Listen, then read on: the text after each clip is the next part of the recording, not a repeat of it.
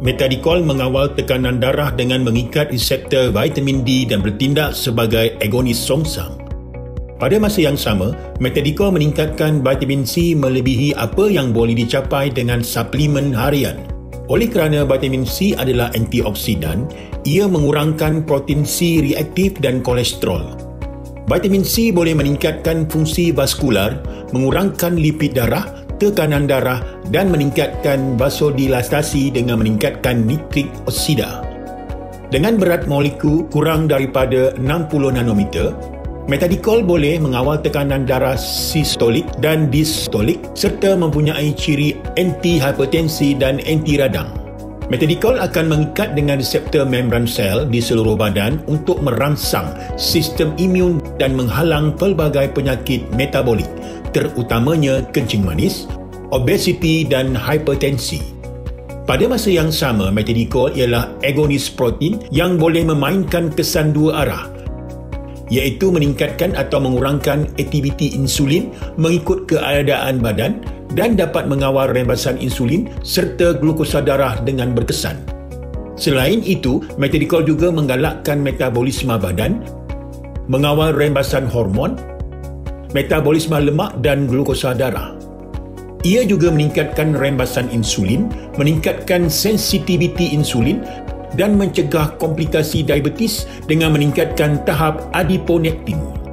Adiponektin juga menggalakkan semula mikrovaskular di sekitar sel yang rosak dan menguatkan imuniti. Oleh itu, metadikol adalah selamat dan berkesan dalam mengawal paras glukosa darah dalam tubuh manusia.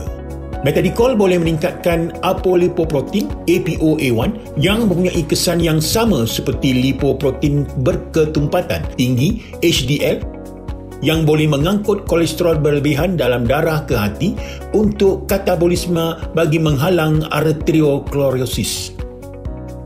Selain itu, metadikol akan meningkatkan tahap adiponektin yang berkesan, meningkatkan lipid darah dan metabolisme glukosa darah, menggalakkan rembasan insulin, mencegah penyakit metabolik, penyakit kardiovaskular dan cerebrovaskular. Banyak kajian juga mendapati bahawa lipoprotein A tinggi dikaitkan dengan penyakit jantung. Metadikol dapat menghalang peningkatan paras lipoprotein A, menghalang lemak daripada membentuk plak pada dinding saluran darah, punca menyebabkan trombosis. Ini akan mencegah penyakit kardiovaskular dan cerebrovaskular.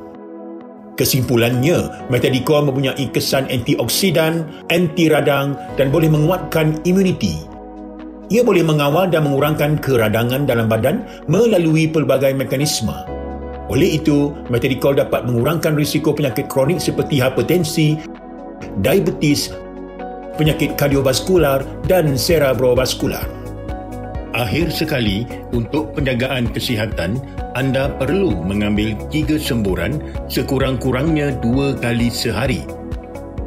Orang yang mempunyai masalah kesihatan boleh mengambil 5 semburan sekurang-kurangnya 3 kali sehari.